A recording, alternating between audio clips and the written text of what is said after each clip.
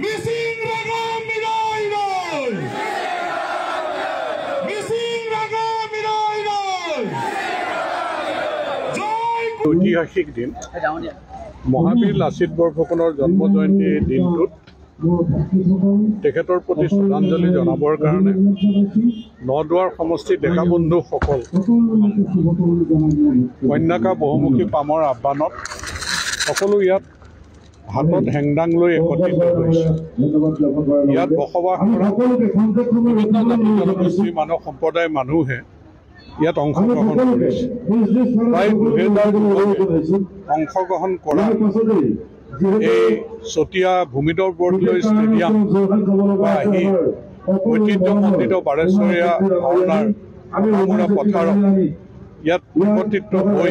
যি এক হাতত হেংদাং লৈ আছাম বুকছ অফ ৰেকৰ্ডত স্থান পাবলৈ আজি সক্ষম হ'ল, স্বীকৃতি ইয়াতেই প্ৰদান কৰিলে। গতিকে সেইকাৰণে আমি সকলো গৌৰৱান্বিত। আৰু আমি ইয়াত আমন্ত্ৰণ জনাই আনিছিলোঁ অসম কন্যা উমা চেত্ৰী, যোনে ক্ৰিকেটত বিশ্বৰ অভিলেখ সৃষ্টি কৰিবলৈ ভাৰতীয় দলৰ হৈ প্ৰথমগৰাকী অসমীয়া কন্যা, প্ৰথমগৰাকী। তেওঁ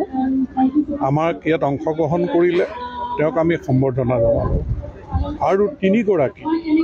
আমাৰ আচলতে বাহুৱাল ডেকা সৃষ্টি কৰা আন্তঃৰাষ্ট্ৰীয় ৰাষ্ট্ৰীয় পৰ্যায়তো যে তেওঁলোক মিষ্টাৰ ইণ্ডিয়া আন্তঃৰাষ্ট্ৰীয় পৰ্যায়তো খ্যাতি আদায় কৰিবলৈ সক্ষম হয়। পংকজ বৰা ডাঙৰীয়া, মহাদেৱ ডেকা ডাঙৰীয়া আৰু বিজিত গগৈ ডাঙৰীয়া। আমি সকলোৱে জানো যে তেওঁলোকে যি খিতাপ অৰ্জন কৰিলে, তাৰপিছত আকৌ তেওঁলোকে ইয়াত সংগঠিতভাৱে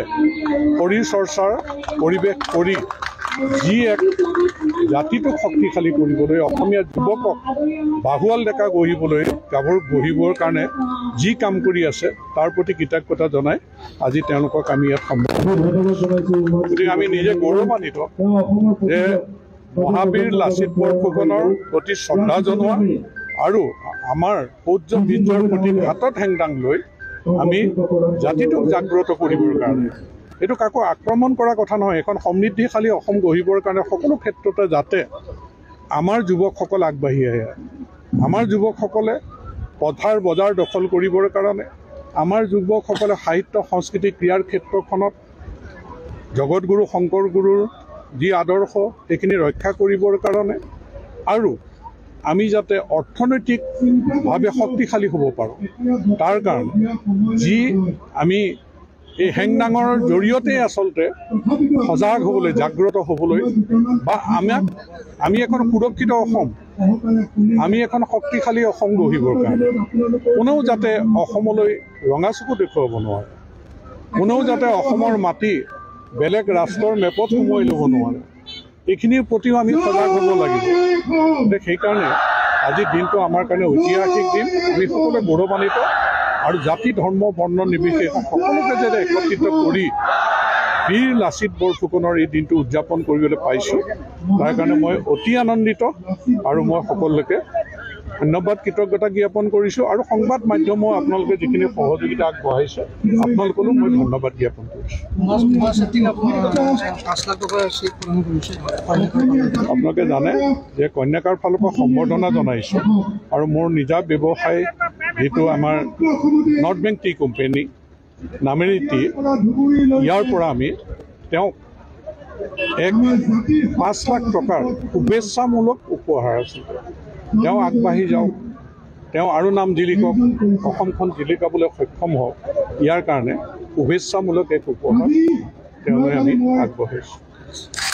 আমি নদুৱাৰ সমষ্টিৰ সন্মানীয় বিধায়ক তথা মোৰ পিতৃ শ্ৰীযুত পদ্ম হাজৰিকাদেৱৰ বলিষ্ঠ নেতৃত্বত আপোনালোকে দেখিবলৈ পাইছে 1300ৰ অধিক আমাৰ সুস্থ সুঠাম অসমীয়া এজাল যুৱকে হাতত থলুৱাভাৱে নিৰ্মিত হেংদাং লৈ, আমাৰ 500ৰো অধিক কুৰ্খালী ভাই ককাই হাতত সুকুৰি লৈ, আমাৰ 100ৰো অধিক মিচিং ভাই ককাই হাতত যক্সা লৈ আমাৰ এই সৰু প্ৰতীক গৌৰৱ ভাই ককাই হাতত নৃত্য আমাৰ সৰু প্ৰতীক সকলোৰে মৰমৰ আদিবাসী ভাই ককায়ে হাতত ধনুকাৰ লৈ আমি 2000 যুৱকে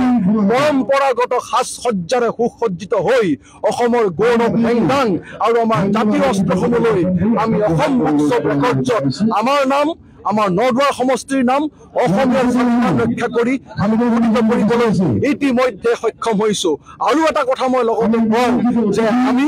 নদুৱাৰৰ যুৱ সমাজে হেংদাং যুদ্ধ কৰিবলৈ উঠোৱা নাই হেংদাং কোনো মাৰণাস্ত্ৰ নহয় হেংদাং হৈছে প্ৰত্যেকজন স্বাভিমানী অসমীয়াৰ গৌৰৱ অসমৰ সৌৰ্য বীৰ্যৰ প্ৰতীক গতিকে আজি আমি নদুৱাৰৰ যুৱ শক্তিয়ে শ্ৰীযুত পদ্ম হাজৰিকাদেৱৰ নেতৃত্বত হেংদাং উঠাইছো আমাৰ যি খাতাম অসমীয়া কলা সংস্কৃতি আছে আমাৰ মাজত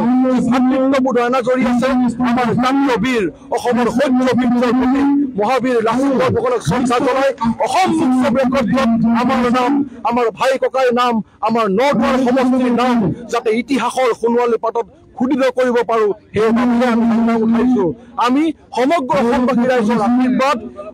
ঈশ্বৰৰ শুভদৃষ্টি সকলোৱে সহযোগিতা কামনা কৰিছো যাতে সকলোৱে একো একজন স্বাভিমানী অসমৰ পৰিচয় দি